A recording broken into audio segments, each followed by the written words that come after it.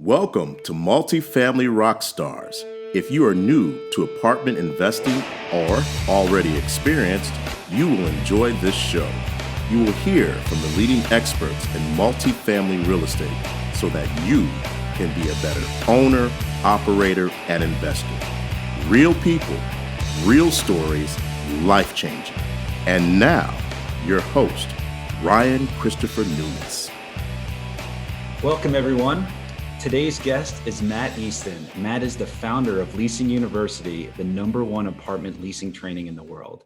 Leasing University's on-demand platform and live events have simplified how the industry leases apartments. Matt has personally helped hundreds of apartment communities generate billions in additional revenue.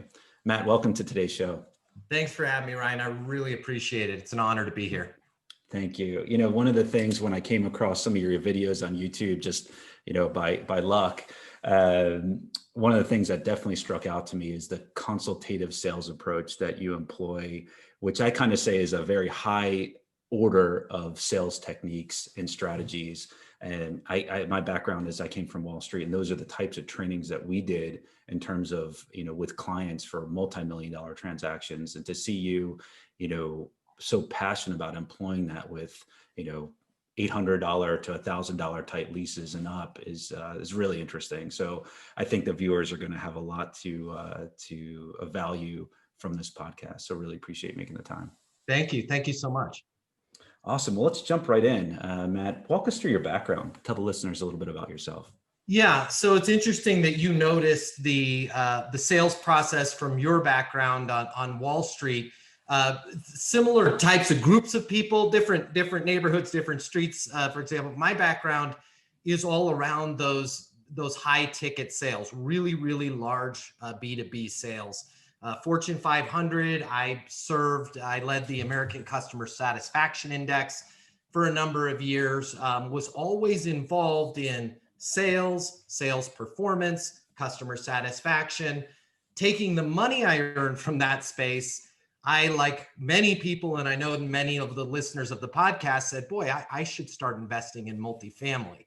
And started doing that very early in the 2000s, around 2000 to 2004, started putting a lot of money in and started to notice a lot about the industry in terms of there's some room here, just having my own properties. And then in 2007, started an apartment marketing firm, which has since been sold to one of the bigger companies, can't name any names. But again, on the marketing side, running a marketing company, really started to notice, hey, it really didn't matter how much the phones were ringing if the sales process wasn't there. So just started taking some pieces from what I learned, a lot of the same stuff that you've probably experienced with your career in Wall Street, and started saying, how can we put this into multifamily to make this sales process smoother? And that's where Leasing University was born.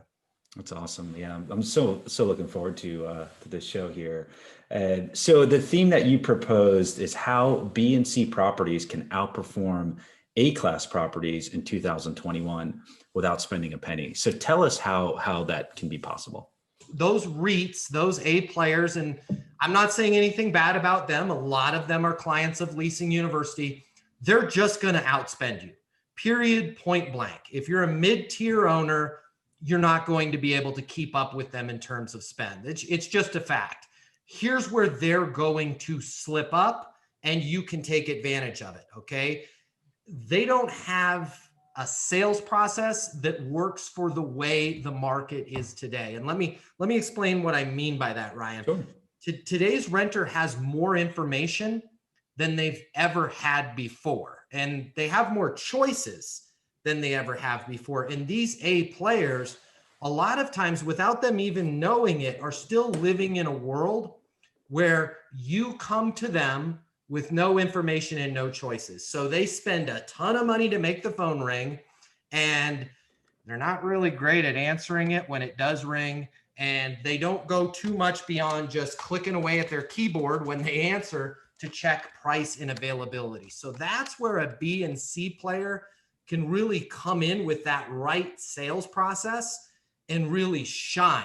And it's going to even get worse. I'm not going to name names there's quite a few of these. One in particular has done away with leasing consultants altogether in favor of these self-guided tour technologies. Bad idea. Self-guided tour technology is a great tool to have. It's a great resource to have at your prospect's disposal.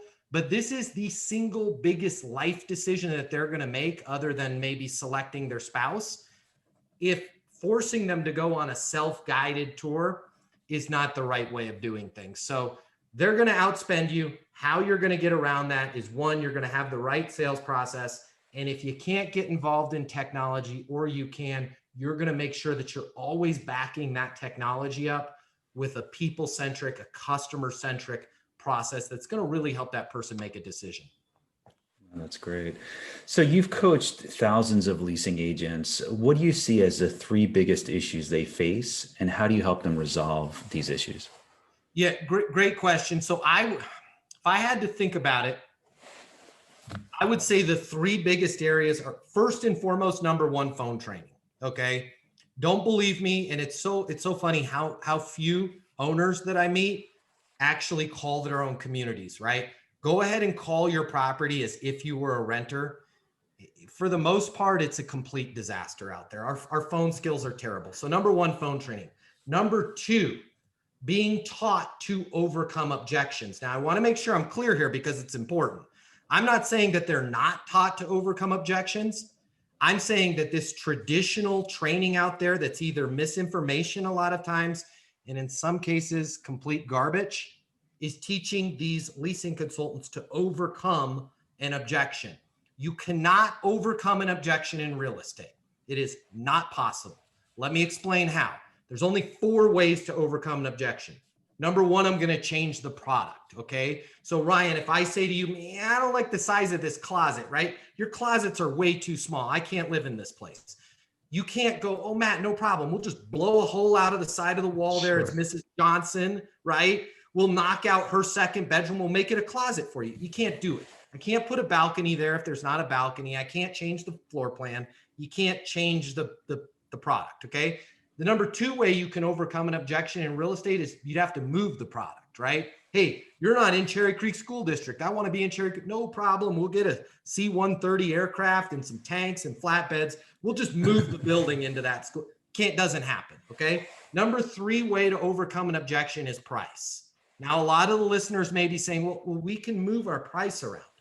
Our data at Leasing University shows whatever you can move your price. The bandwidth that you have as an owner or an operator to move your price is never going to be enough to truly overcome an objection, right? It may entice somebody, it may be used as marketing, and it may be used as motivation, but it's not like I can take a $2,400 a month apartment and make it $700, right? Suddenly I don't care about the closet anymore. So you're not going to overcome objection with price. That leaves the 4th thing. Okay. And this is where all the old school training is out there. They don't come out right out and say it, but this is what they're doing. They're going to overcome the objection by proving to the prospect that they're wrong and you're right. Ryan, that closet's not small. Ryan, our rent, it's totally affordable, right? It's $2,400 is not a lot of money. And we create these conflicts. You can't overcome an objection. You need to handle or address it. That's interesting. The 3rd thing that people need training on is a closing process. They just simply don't have it. I met with 3 large companies this morning via video. Their board of directors asked me to come in. I asked all 3 of these companies, there's 3 different Zoom meetings. Hey, what do you guys say to close the lease? Over 400 people on all 3 of those calls combined. Most of them didn't have any answer, and none of them had a definitive, this is what we say, this is what we do at our company to close. Blows my mind. Like, how can you have $100 million asset and not teach your people, okay, this is how we close. This is the process. So phone training, being taught to overcome objections, and closing process. If you could knock out all 3 of those, you're in really good shape. No, that's great. And then what would you say is the way to knock those out? You know, just maybe some high level remarks as to what you do to get people to think in that way as to, you know, solutions rather than combativeness. The first thing that you have to do is look at your training process and look at your platforms. There's a lot of fantastic platforms out there. The big names that everybody knows, yeah, they teach sales, but they also teach fair housing, sexual harassment, mold remediation, active shooter situations, right? You really need to maybe take a look and say, is this company that's literally training my people on 87 different subjects, are they giving my people a sales process that's easy for them to understand, that makes sense to them, that they can clearly make sense to the renter? The only way to get your people to do this is to embrace a process, lean into that process, trust the process, trust your people, make sure that you train them on the process. Unfortunately, what a lot of people do is they just keep kicking that can down to, I'm going to let my LMS handle it. And then they end up the other thing that they do, Ryan, is they end up hiring people with industry. Well, Tony's got 20 years of experience, you know, he worked for Schmeichmar for 20 years and they're big. So he must know what he's doing. If somebody's been in the industry for a long time, there's a really good chance that all of their skills were built in a time and place when the property manager had all of the information and all of the power. And that doesn't exist anymore, and it never will again. So sure. You got to find a process, coach your people on that process. No, that's great. And then what are the key attributes that you look for in a great leasing agent? And are those skills trainable? So we could spend all day going through attributes. I'll tell you, if I only had to know one thing about you, if you were going to work at one of my communities, there's only one attribute that I would look for. And awesome. Unfortunately, this is the first thing that goes when somebody gets industry experience. It's curiosity, right? Mm-hmm. If you're a curious person, if you're trying to figure out the why behind things, well, why would you say that, right? Now, why do you say 2-bedroom, right? I get master bedroom, that makes sense, but why 2-bedroom, right? Well, I want to use the second bedroom as an office. Oh, talk to me about that. What does your kind of ideal scene look like? Are you working from home all the time? Are you working from home part of the time? Are you just working from home while there's a pandemic going on? If somebody is curious, it is going to be, they can just walk right into the leasing university system and it's going to make total sense to them. Unfortunately, we don't hire a lot of people with curiosity. We hire people with industry experience, and people with industry experience tend to be the least curious. I've done this 1,000 times. I don't need to ask you any questions. You need a 2-bedroom? Hold on. Got 4 available. What day do you need to move in, right? They don't even figure anything out about the prospect's current situation. So curiosity, number one. How you can find that in the interview, see if they're asking you questions about what your goals are. Talk to me about what your current situation is. What's your occupancy level? What have you guys tried? What have you haven't tried? If somebody's asking you more questions in the interview than just giving you information, that's probably a really good indicator that you've got a rock star on your hands. No, that's great. That's a great attribute for sure. And then walk us through, you talked about closing a lease. So walk us through your tips, how to close a lease. Yeah. So unfortunately, I can't share with you the leasing university secret sauce. I'll tell you, it is really simple. And it works about 70% of the time. But here's what I can share with the listeners. I'll share what's not working, okay? And there's 5 really common practices out there, and none of these 5 work, okay? Number 1, not having a standard close, okay? My data shows, and these numbers this morning were right in line with that. 98.3%, so almost 94% of property management companies do not have a standard close. Meaning when you take a job there, part of your training, part of your onboarding is this is what you are going to say, what you are going to do. This is your process for closing, okay? They just go ahead and buy $100 million asset or take management control of $100 million asset and then hope for the best with people. You need to have a standard close. It's important. Closing the lease is important. Okay, so number 1, they don't have it. Number 2, most common practice is hoping the lease will close itself. And as we get further along with technology, as we get further along with social media, we're actually creating jobs for people at I'm in charge of social media, right? I'm in charge of this. As we embrace more and more of that, we actually end up hoping that the lease will close itself more and more. There's a big difference between marketing and selling. Marketing is getting the bees around the honey pot, right? Selling is figuring out what specific bee do I want to do business with, and how do I get that bee to do business with me, right? We're focusing a lot on like getting a buzz around the property, but we don't have a standard close, and we're just hoping that this prospect makes the decision with us. It's not great, okay? The third thing that they do is they make all or nothing requests. And for your listeners that are taking notes, if you have a pen and a piece of paper, write this down, because this is good life advice as well.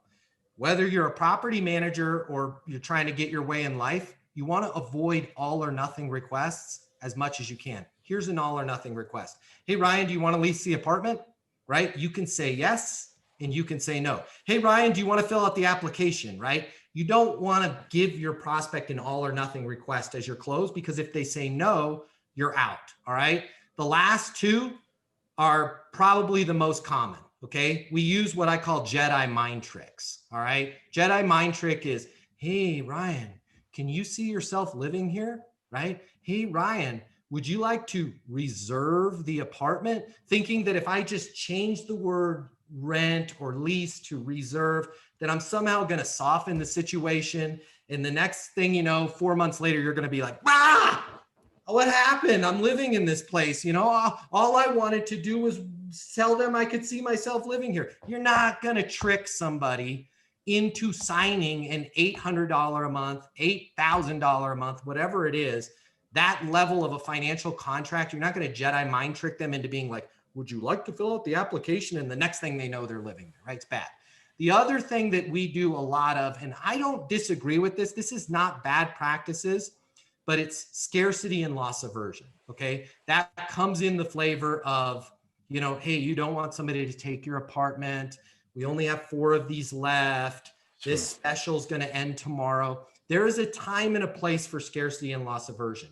It's not when you're closing. That's what a lot of people don't understand. Scarcity and loss aversion is something you do in the follow-up. It may be something that you do in your sales presentation, but you don't close based on fear, right? You don't close based on manipulation, right? So just to recap those big 5, 98.3% of people, they don't have a close, okay? A huge chunk of them that are just hoping that it closes itself. It's not going to, and that's not going to get any better, right? A lot of people are making all or nothing requests saying, hey, do you want to lease the apartment? Nope. Okay, bye, thanks, right? They're out. And then the ones that aren't doing that are typically using some sort of trickery. Hey, can you see yourself living here? Or, hey, if you don't rent the apartment in 4 minutes, it's going to be gone. Both of those are gross, right? No, people are smarter than that. Awesome. There was one video that you had that was the one question that every leasing agent should know. So can you tell us what that is? Yeah. And for the folks that don't head over to Leasing University, for the folks that will never be on Leasing University, for the people that are like, man, that training's not for me, this one question, this will make you so much money. This will make your job so much easier, make your life so much easier. That big question, if you could only ask them one thing, what's your biggest reason for moving, right? Everybody, I'm going to be honest with you. Nobody shops for an apartment for fun. I know your community is really great and you hired that person for social media, and they're doing hashtags and pool parties. Not one person ever in the history of apartments was like, I don't know, bored on Friday. Hey, what are you doing? What are you doing, Ryan? How about we get a pitcher of margaritas and go look at some apartments, right? There's a reason why they're calling you, right? The shortest distance between two places is a straight line. Just ask them, what's your biggest reason for moving? And then follow that question up with why, and why some more, and you're in pretty good shape at that point. What's your biggest reason for moving? Oh man, I don't like my neighborhood. Why? Well, it's kind of noisy. Just out of curiosity, when you say noisy, do you mean the apartment's noisy? The neighborhood's noisy, the building's noisy. What's going on there? Yeah, it's the neighborhood. Oh, talk to me about what's going on in the neighborhood. Well, it's, some people out there and the kids with car stereos. And I was an idiot. I went down there the other night to try and tell them to turn it down, and things got a little bit heated. And to be honest, I'm kind of scared. I'm kind of scared about my neighborhood right now. I want to get out of here, right? All you did was ask them one question: what's your biggest reason for moving? And now you've created this rapport with this person, and you know exactly how to show them something in a way that makes sense to them. I get it on that neighborhood, right? I'm going to show you a unit that's over on the south side of our building. That's the more quiet side. I also want you to meet Jason. He's part of our security patrol. I want to introduce you to Jason while we're here, right? Now, all of a sudden, you can curate your presentation to that renter because you know their biggest reason for moving. All these big A players out there, these REITs, go call them. They're going to be like, how can I help you? Worst possible thing you could ever say on the phone, by the way. Never say, how can I help you? You say, what can I get you information on? How can I help you? I'm calling about 2 bedrooms. Hold on. Okay, we got 6, right? They're never going to take the time to learn about the prospect. Just simply ask them, what's your biggest reason for moving? And you're going to be well ahead of most of your competition. Yeah, that's great. Sounds like it's a question that will unpack many more questions to your point on curiosity. Yeah, exactly. And then sometimes Class B and C properties, they may not be the most aesthetically appealing. So what tips do you have for leasing agents that are trying to, you were talking about Jedi mind tricks and those things and overcoming, issues, but how do you, make the age factor for whatever reason go away or minimize the age factor of an older apartment community?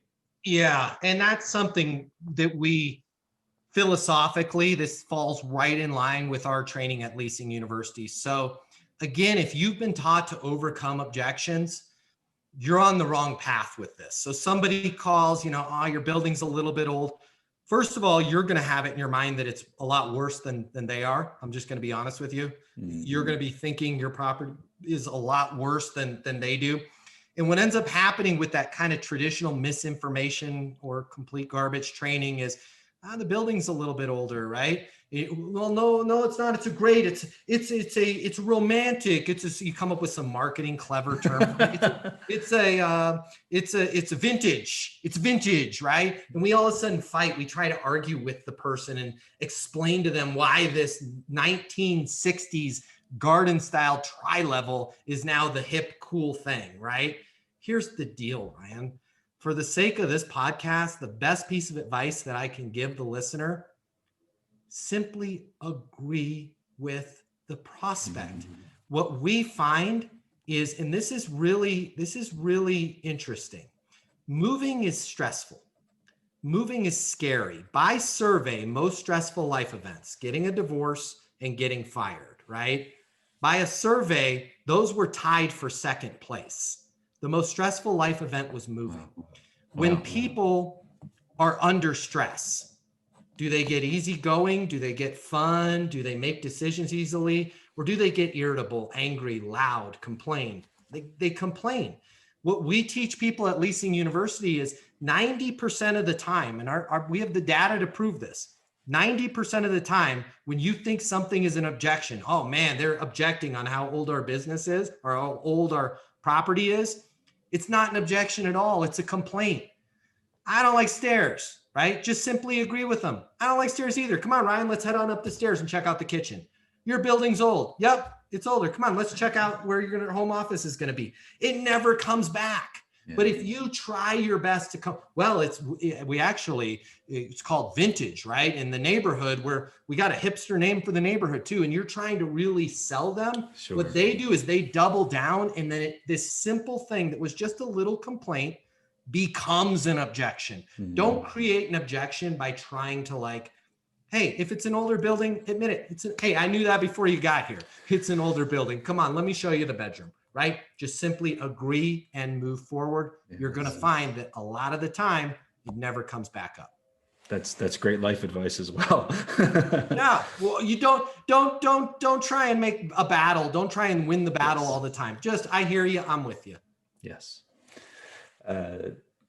So for advice for owners that hire third-party property management companies that, the staff doesn't directly report to the owner.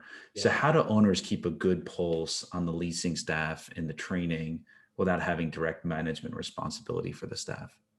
Yeah, I think the best way to keep a good pulse on the staff is you got to audit the properties. You have to call, but here's the thing. What I would recommend that they do as an owner, and I've done this myself, I've since sold pretty much all of my ownership interest, but back when I was really going for it, I had to do this myself. Before you call your property, you need to take a second, close your eyes, and think of a why. Either your own life scenario, maybe your kid's life, maybe it's a friend. I don't care, but come up with an actual scenario, right? I'm moving because I got a divorce, or I'm moving because I hate my neighborhood, or I'm moving because I live in my parents' basement and it's time for me to move out and I got a brand new job. Come up with an actual real world why somebody would call your community. Then call your community and see how quickly do they answer the phone. By the way, anything after 3 rings, you're killing yourself. You are spending way too much cash to make that phone ring to have it go longer than 3 rings when they answer. When they answer the phone, do they greet you, right? It's a great day at Forest Meadows. What can I get you information on? Or do they say, thank you for calling Forest Meadows. My name's Tony. How can I help you, right? Audit your properties. That's the best way to keep tabs on them. A couple things, and again, we work with quite a few third-party. I love third-party managers. Love them to death. A lot of them are our clients, but just being real and being transparent with all of the listeners. A couple of things they should know about third-party management companies. Number one, this whole thing of 94 to 98% occupancy is great, and that's where we need to strive through. Okay, that's designed to set expectations low, okay? And that's some sort of industry expectation. Oh man, if we're above 94%, we're doing a great job. That's simply because you're not pushing them and you're not managing them. That they don't care. For us as owners, that little 2 or 3% bump in occupancy is a world of difference in our return on investment. So push your third-party managers, okay? Ask them to really, really work hard for you. Make them show you their system for how they're going to get you to plus 98%, okay? 94%, in my opinion, is not acceptable. Here's another thing, and it's just a fact. Third-party managers don't care about top-line revenue as much as you do, okay? So they may think that they're interested. They just want to make sure that the property's operating, that everything's flowing, and they're doing the minimum, on the contract they have. You as an investor, you as an owner, you care about top line revenue. You know that once all the bills are paid, that 1 or 2% bump in top line revenue, again, makes a world of difference to you, not necessarily them, okay? The other thing, third-party managers don't care about training unless you do. I talk to owners all the time, and I'm not talking just small owners. I'm talking giant, venture capital, huge capital, billions of dollars in capital, and they're like, our third-party managers, reach out to X, Y, and Z and ABC. ABC's got 47 of our properties. I'm sure they'd love to talk to you. They don't, okay? Unless you call them and say, guys, I need you to look at our sales process. I want you to talk to this company. I want to know what your tactics for improving our phones or improving the way we handle objections or how we close. I want to see a plan for how to close the lease on my desk by the end of the month. If you don't push them in that way, they're not going to do it. They're just going to continue to hire people with industry experience and run the property the way it's always been run. So make those phone calls, make them yourself. You don't have to, if you don't want software, you don't need, just call you. Anybody who's invested in a community is smart enough to know if they're being treated well or not treated well on the phone. Call your properties, see how they're doing. It makes good sense. That's great. Absolutely. And then in terms of compensating the leasing staff, any ideas to maximize performance?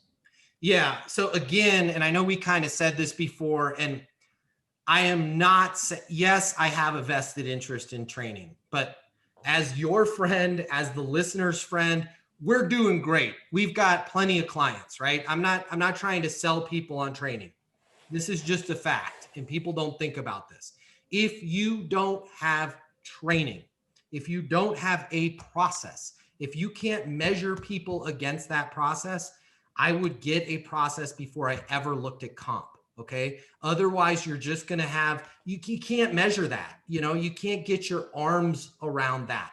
Once you have a process, now you can track the process and you can say, you're not answering the phones on time. You're not doing this. And then what I would look at, my personal favorite is any sort of, and I know we've got base and all that, even if it's just a small bump, an individual per lease or per renewal piece of variable compensation, not a team goal, because this is not a team. It's a team sport in some ways, but what ends up happening when you're like, oh, we're going to give out a bonus if the property's great. You get one person, that was me 20 years ago, that does all the hard work selling. And then you have 4 other people that are sitting around not answering the phone, and everybody shares in that reward. It needs to be, if Ryan works his tail off and does right by our customers, I'm going to hook Ryan up with variable comp. Again, in my opinion, and it's just my opinion, take it for what it's worth, I would try and push, and I'm curious to get your thoughts on this from your Wall Street background. I would try and push that piece of variable comp to as close to the present as possible, right? Putting that goal out there of an annual goal, of a quarterly goal, it's hard for the average leasing consultant to get motivated, especially if they got kicked in the teeth the day before. I would like to see them coming to work reinvigorated every day, knowing, hey, I get $25 or I get $50 if I close a lease today. I got a renewal coming up. I know I get $15 on every renewal. I'm going to make sure I call Ryan and make sure he can make it to our appointment that we have at 3 to talk about renewing his lease, right? When you put even, and I'm not talking big money here, even just a little bit of a bump, people get excited about that. Yeah, no, that's great. Any recommended amounts for those 2 items, for the leasing and the renewals? It really depends. I mean, I'd have to really take a look at that client's total comp. I mean, if the comp is fair, I would look at what you spend on marketing. And a lot of times we'll spend $150 for a lead, but then we won't give a leasing consultant $100, Anything more than $100, you're really going to motivate them, but we don't want to get too far off track. I would say in that neighborhood of 50 to 100. And then if they are lighter on their base and other comp, and they don't have any other bonuses, maybe go higher in that range, but give them something that's going to get them excited. Yeah, no, that's really helpful. In terms of leasing KPIs, what should operators and owners focus on? Yeah, the big ones for me, calls answered and the time that those calls are answered. Again, anything after 3 rings is a problem. And you need to make sure that whatever you're using to track those rings is not adding rings, as we just discussed. So calls answered. Okay, tours scheduled, huge one to track. How many people now with what we've got going on today, this could be a tour, right? You and I could FaceTime a tour. That's still a tour. That's fine. I'm fine with that. But a tour scheduled, right? Not just a phone call that goes nowhere. Tour scheduled, proposals made. And that's a conversation for another day, but a proposal is as simple as like writing down the price of the rent and the date the person can move in front of them. Does Ryan know that this apartment that we talked about is $1,800 a month and it is available for his February 20th move-in date? Did you explain that to him? That's key. You're amazed. I'm blown away how many times there'll be a tour and the person never was told, what does it cost to do business with us? What does it cost to live here? And when can you move in, right? And then, of course, the big daddy of them all is leases closed. So calls answered, tours scheduled, proposals made, and leases closed. Now, if I can, I want to throw something else on there. Yeah. A regional manager, or depending on how big your organization is, if it's of any size, it's going to be your regional or your property manager. They should be able to ask, forget KPIs. They should be able to ask any leasing consultant, leasing agent, assistant property manager, these questions about any prospect, about any time, And I'm okay with the person going and looking at their notes, but they should be able to provide an answer, right? What was that prospect's biggest reason for moving? Every person on your staff that works with a renter should be able to communicate to their next level of leadership what that person's reason was for moving. Ryan is got a roommate right now. His name's Matt. He hates that guy, right? He wants his own place. That's a simple answer, but that shows me that person was listening and they cared, right? Jenny wants a different school district for her daughter, whatever it is. What's their biggest reason for moving? The next question, why? Why is that their biggest reason for moving? They just bought a pug and they found out that the place they're living right now doesn't take dogs, right? You need to know the what and the why, okay? What did they want to see first? Nobody even asked that question. Hey, when you get here, what do you want to see first? They just take them on some willy-nilly tour, right? They wanted to see the second bedroom first. And then why? Well, that's where they're going to put their home office, okay? Or that's where the new baby that's coming is going to be, right? Knowing the what they want to see first and why. What date do they need to move in by? February 20th. What makes that date important? See, now that's a good regional manager. Sure. Hey, Matt, that guy you just talked to, when does he need to move in? Oh, he needs to move in by January 10th. What makes that date important? I don't know. He said January 10th, right? Let's think about that. There's a huge difference between, I'm living at my mom's couch right now and I'm just tired of my stepdad, right? His name's Rick, can't stand him, but I can deal in there another year, or I need to be in January 10th because I work for ADP. My boss, his name is Lance Price. He's coming out for a ride along. He's going to be here on January 12th. He's going to want to see my digs, right? I need to make sure everything is unpacked. My screen's up. My Zoom meetings are set. My boss needs to see me in my new place. Totally different scenarios on picking inventory, urgency, all of that. So what's their biggest reason for moving? Why? What did they want to see first? Why? When do they need to move in by? And what makes that date important? If you've got a leasing person that can answer all those questions on a prospect, that's a rock star that you want to promote, retain, because that's somebody that's going to close leases. That's great. So turning to marketing strategy. So what do you see as the most effective forms of marketing for Class B and C assets? Yeah, and this might not be the answer you want to hear, but I'll just be totally honest with you. What I'm seeing is the problem is not marketing. Again, this is not a purchase where we can get really crazy outside of the box and I can create demand. There's nobody shops for an apartment for fun. They have to be in some state of pain or discomfort with where they're at right now. And then they're going to move, right? This is not, we're not selling t-shirts or tacos or sneakers or something where I can create some sort of crazy Instagram marketing plan and sell 20 units, right? The marketing that we have out there is solid, right? You got apartments.com, you've got Zillow. A lot of people are still using Craigslist. They're all good as long as the phone is ringing. And if it's really ringing with the bad people, that's pretty uncommon in today's world. That's something we could fix pretty easy. But really the problem where we get confused is we put all of this attention on marketing and we don't really look at the sales process. If I was going to try and get the biggest ROI that I could, I wouldn't touch my marketing at all. And I'd look at what are my people saying when they answer the phones? How fast are they answering the phones? How much are they putting their arms around that lead, figuring out what their current situation is, what their ideal scene looks like, and being able to explain to that renter how we're going to improve their life. If you can fix that, any marketing strategy out there, you're going to be 100% occupied with a wait list. The problem is we're like, oh man, we should just move to apartments.com. They've got the new diamond titanium package and it's only $9,000 a month. And we jump into that and then we still don't answer the phones. Sure. It's kind of, you need that comprehensive process. Yeah. Otherwise it's just money wasted. If you were to recommend one free marketing channel though, what would you say is the best, if you're going to spend time, let's say you get the leasing agents, dialed in and they've trained them, Leasing University.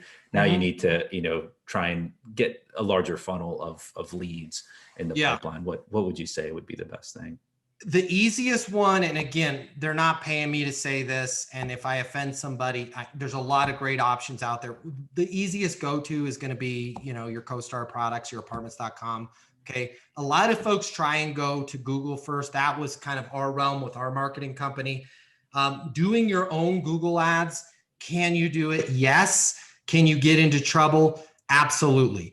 If you just hire a quote unquote marketing company that's not multifamily centric and you're paying them to advertise on Google, they don't get it either, because there's a big difference in how you'd advertise an apartment versus a different product. So I would go apartments.com, Zillow, and then Google for sure, but make sure whoever's designing that campaign knows what they're doing. Okay. So what about tips for getting good online reviews? Yeah. So two things. Okay. Before I give you those two things, let me give everybody a huge warning. All right. If you've made it this far in the podcast, this warning is going to save you hundreds of thousands of dollars. Nice. If you have a sign in your office, on your property, any sort of signage, I don't care how friendly looking it is. It's like us on Facebook, give us a review. Any printed materials on property, I want you to take that down and I want you to burn it. Okay. And then I want you to take those ashes and flush the ashes down the toilet. Okay. Worst possible thing you could ever do is put up a sign. Here's what happens. Leaving a review for somebody online is kind of a big deal. Okay. It takes effort. I'm putting myself out there. My name's going to be attached to it. What if I spell something wrong? There's a propensity that people are going to make fun of me, right? I'm not saying you can't get it, but it takes effort. So if the effort that you're going to put out to request for that is a sign, nobody's going to do it. Nobody's going to leave you a positive review because they read a sign. Here's what ends up happening in multifamily. You and I go out for those margaritas, because remember on Friday, you and I are going to have margaritas and look at apartments, because that's what everybody does for fun. I'm going to drink 2 pitchers too many, right? And I'm going to come home. Hey, where's my car? My car is gone. Somebody stole my car. This place is terrible, right? I go talk to the leasing office. It's 4:00 in the morning, right? I've been banging on the door, inebriated. I'm going to see the sign, like us on Facebook. I don't know what I'm going to do. I'm going to light them up. This place is terrible. It's full of car thieves.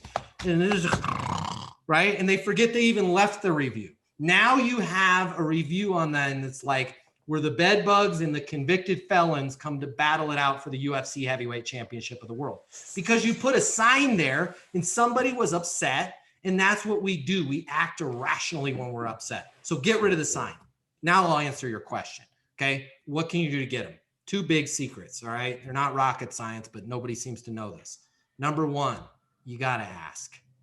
You got to ask. Hope is not a strategy with reviews, right? Hey, Ryan, can you leave us a review online, right? The number 2 strategy, and this is more important than asking, but you're never going to get anywhere unless you ask. So that's why I told you to ask first. It is okay to coach them. I'm going to repeat that because it's important. It is okay to coach them if it's true. If it's true, it's okay to coach them, and you should coach them. Why? A negative review, I don't know what it is about the human brain, right? But we all of a sudden become Stephen King, right? This place will kill your grandma. The water is so cold. My grandma died. Don't live there, right? They hate old people. They're like, there's a call to action. It's like Madison Avenue wrote the copy, right? There's a call to action. There's supporting content. But yet on a positive review, the average person goes 5 stars. Ryan in the leasing office was great. So you need to coach them. Hey, Ryan, I'm so glad that you signed the lease today. I'm so excited to have you live here. Hey, by the way, Ryan, can you help me out on something? Our owners, they really look at our online reviews in terms of, figuring out where budgets are going to go, where resources are going to go. Can you help me help you and all the other residents out by leaving a review about the community, about the thing that you like the most? And I know you told me that the fact that you've got that brand new car and the covered parking, that was vital to you, having covered parking.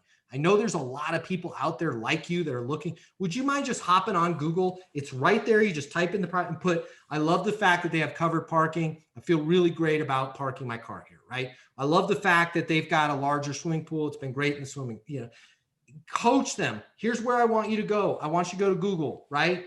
Here's what I want you to talk about. Can you list the one thing that you really love about the property? Then what ends up happening is you have this review sheet that's like, Ryan 418 loves the covered parking. Susan, I can't believe the service is here. It's like they fixed something before it's broken. Jason in the maintenance team is awesome, right? Then you have somebody else. Here's a great review for you. I thought $1,200 was way too expensive. Decided to rent the apartment anyway. Best decision I ever made, right? You're never going to get somebody to leave that review unless you're like, hey, I know we went back and forth on the cost. Yeah, I can't, honestly, I'm kind of embarrassed I did because this is a great place. Don't be embarrassed. There's a ton of people, Ryan, that feel the exact same way that you do. And they're kind of scared away by the 12. Would you mind going on to Google and letting people know that it was a great decision? Absolutely. Yeah, I do that. It would really help a lot. We have a lot of first-time renters just like you. It helped out. Sure, no problem. Let me do that, right? But if you just sit around and put a sign up, it's never going to happen. Don't put the sign up. You got to ask them and you got to coach them. Real quick bonus. When are the 2 times you should always ask them? Anytime somebody moves out under favorable circumstances, got married, having a baby, they're getting transferred to Des Moines, ask them for a review, right? Anytime somebody renews their lease, ask them for a review. And anytime something happens out of the ordinary where they're happy, hey, is there any way you can put that up on Google or Yelp? So it would really help me out. Because I've got a meeting with senior leadership next week. Ask them. You're never going to get what you want unless you ask for it. That's great. And then turning to renewals. So what do you see as the most crucial factor in attaining high renewal rates? Yeah. So most crucial factor in renewal rates. Now, this wouldn't be the first thing that I would focus on, but most crucial factor in renewal rates is maintenance training. And I'm not talking about the maintenance mania at NAA, right? How fast can you replace a water heater? That's all the training the industry has for maintenance. My father was in maintenance, okay? Like we put together a training program. I think it's an hour and a half for them to get through it in little 2 to 4 minute video bites that they can have fun watching. They need training on how do I deal with somebody that's agitated? How do I deal with a renter that's being aggressive? How do I get that renter to follow the company policies and filling out a work order, filling out a maintenance request online without having to put myself in a bad position to either break company policy and fix this without a work order or be a jerk and tell them, yeah, you got to do a work order, right? Get your maintenance people. If I'm not going to train them, have somebody train your maintenance people on how to make eye contact, how to take notes when they're talking to somebody, right? How to de-escalate an agitated renter. Our data at Leasing University shows 64% of the time when somebody doesn't renew their lease, you can trace it back to a single maintenance event. And sometimes it's the most ticky-tack little things that you would never think were a big deal. That light bulb in the hallway took a month to get fixed. It's a light bulb, but that person let it fester. They didn't get their problem solved and they got angry. So maintenance training would be number 1. Of course, leasing training is number 2. Number 3, make sure your people know the name game, right? If come renewal time, I don't know your name, I don't deserve the right to ask you for renewal. Make sure they're learning their residents' names, right? And then again, regular touch points. A regular touch point could be something as simple as, and again, we take fair housing and go, oh, I can't do anything. You can give great service and still have it be fair housing compliant. For example, you can make regular touch points with residents. Just make sure you make the same regular touch points to every resident. You don't pick your favorite. Sure.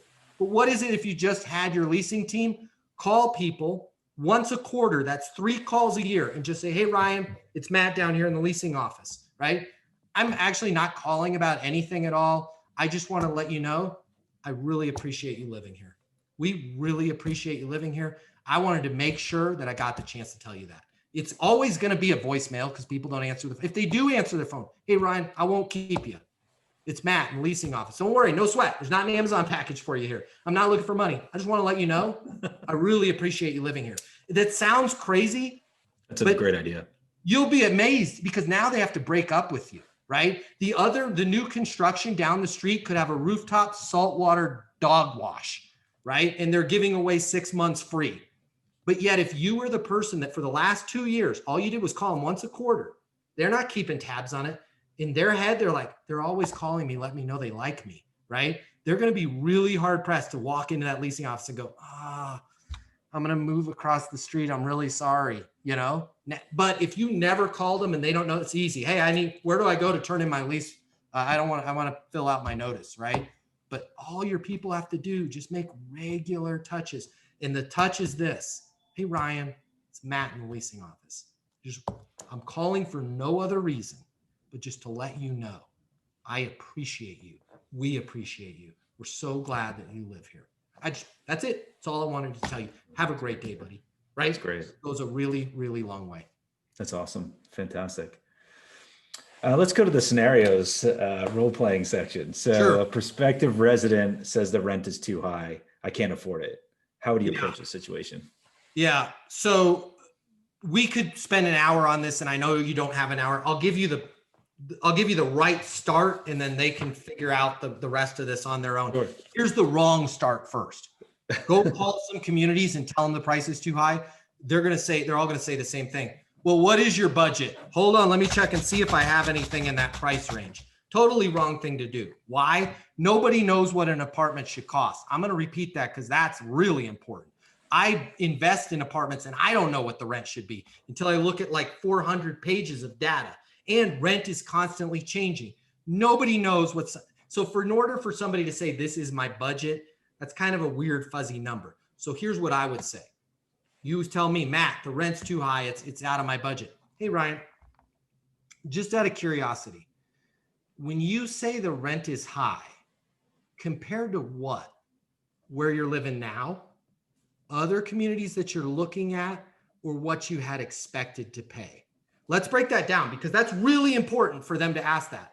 Where you're living now, okay? Well, I'm only paying $900 now. Remember what we already talked about in the podcast. Listeners, remember what we talked about. Nobody shops for an apartment for fun. There's a reason why they're calling you. There's a street gang outside that slashed the guy's tires. Might be time to spend a little bit more in rent, right? If they were happy with where they were at right now, they'd still be there, right? Or other places you're looking at.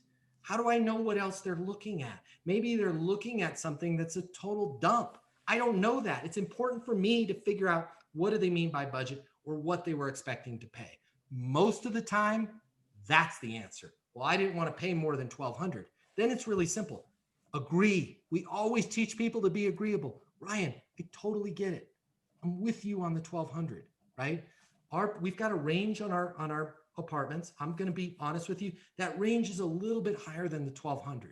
But if it's all right with you, what I'd like to do, can we just put price off to the side for a second and figure out what's the right apartment for you? Okay. Let me learn a little bit. Let me ask you a few questions about your current situation. I don't even know if I have the right apartment for you. Okay. Let's find what your ideal scene looks like. I'm an expert on the industry. If we have it here, more than happy to help you. And I think we'll be able to figure out the price thing. If it's not here, once I understand your situation, I can probably make some recommendations to you that will help point you in the right direction. Fair enough? And you end with, fair enough. And the person always goes 100. Yeah, man, that sounds great. And all of a sudden they're like, dude, I called the right person. Instead of the classic, negative Nancy, hold on, I don't have anything in that price range, Just out of curiosity, Ryan, when you say outside of your budget, compared to what? Where you're living now, other places you're looking at, what you're expecting to pay. Ask them that, and you're off to the races. That's great. That's awesome. What about an existing resident saying they don't want to pay the 3% rental increase?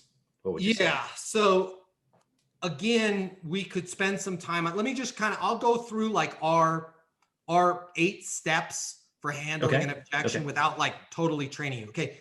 Step number 1, right? We got to treat everything as a complaint. Okay. Because guess what? Most of the time it is. It's just that, right? Don't assume that they're not going to renew their lease over this. It's a complaint. I hear you. Agree and move forward. I don't want to pay 3%. Ryan, I'm totally with you. I don't want to pay 3% either, right? I don't want to pay any percent, right? Come on, let's get the paperwork filled out, right? Just agree and move forward. People will be shocked at how many times they'll be like, dude, I know, right? I'm sorry. I didn't mean to stress out. Money's just tight, right? Okay, so treat it as a complaint. That's great. Agree and move forward. That's step 1 and 2. Step 3, ask them for some solutions. Don't start coming up, well, Ryan, what are some of your thoughts? Well, I don't know. I mean, I guess I could move down to the place down the street. What's it going to cost you to move? What are they charging over there? Well, I don't know. Actually, they're more, and then I'd have to move.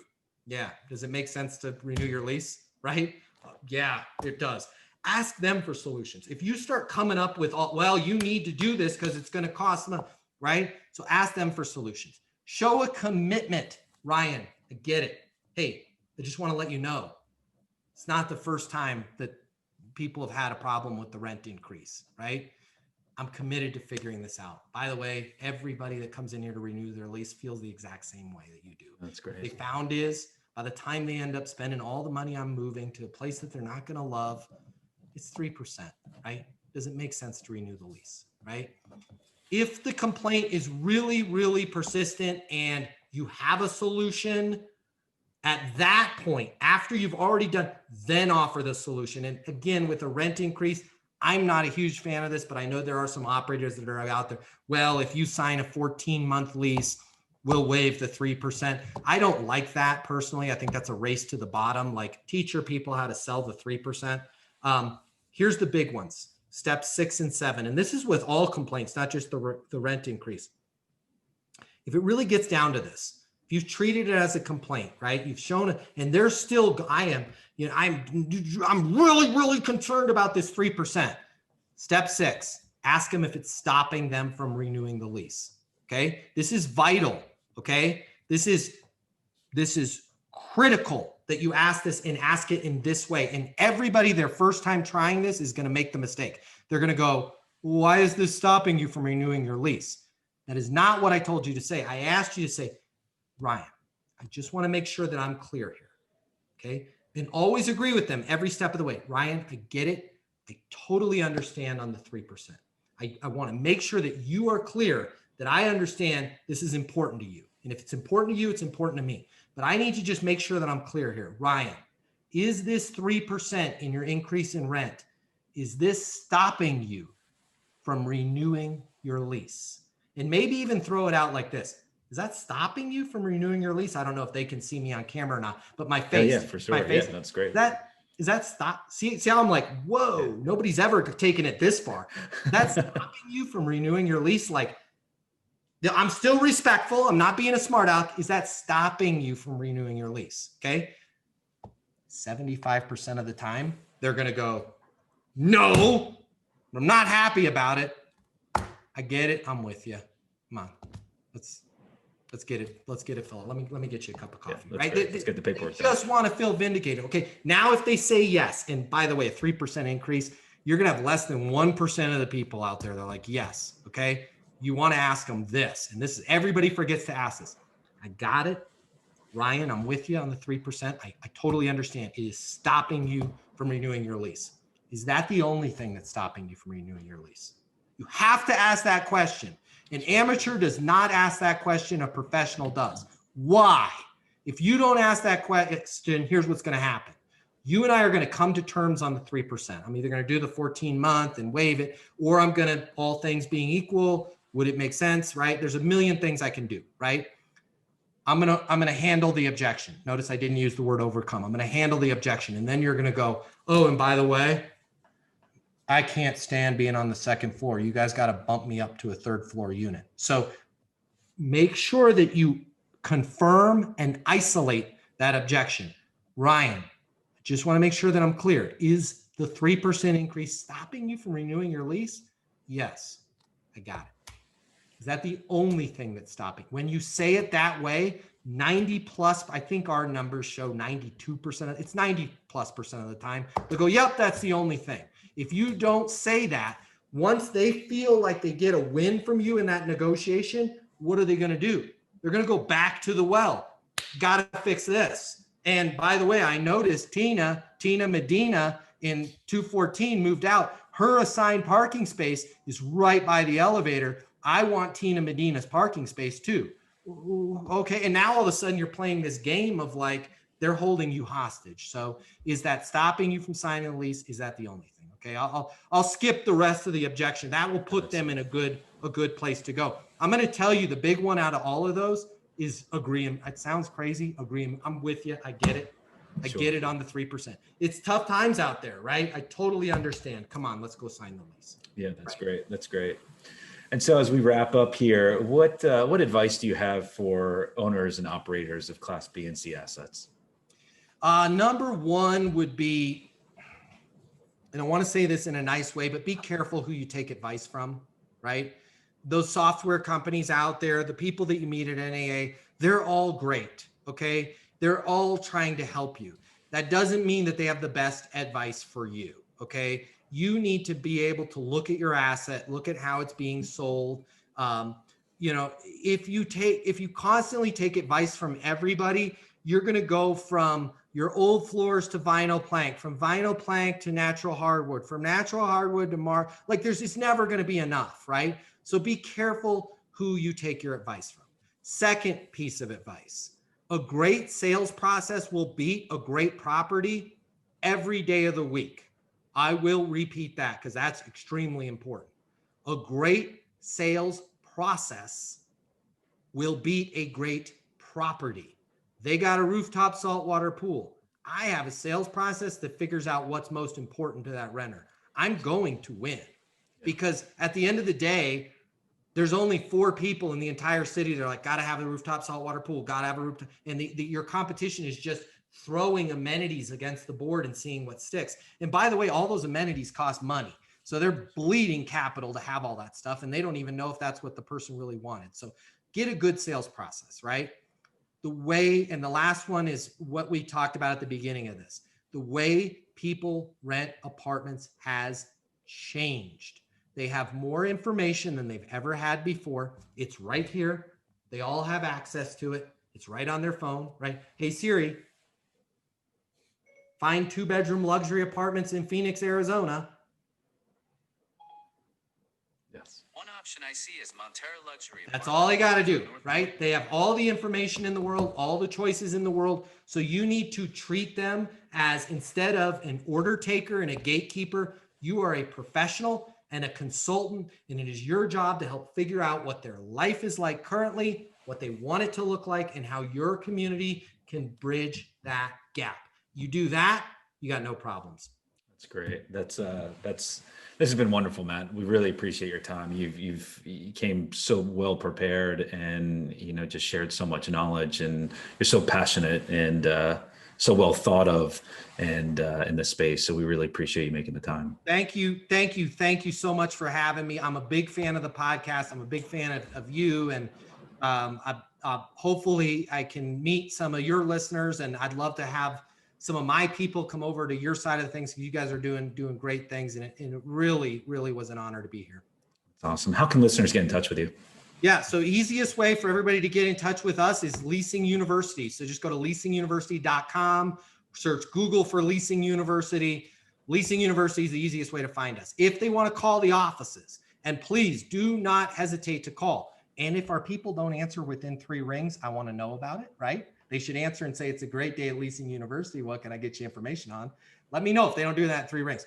Call us at 888-735-7451. If you want to talk to me personally, I will make time to talk to you. Okay. There's a pretty good chance, and thankfully it's getting better, that I'll be on an airplane because I travel a lot. If I'm on an airplane, I'll still call you right back. If I'm doing a live training, I'll call you right back. Call the office. Say, hey, I want to talk to Matt.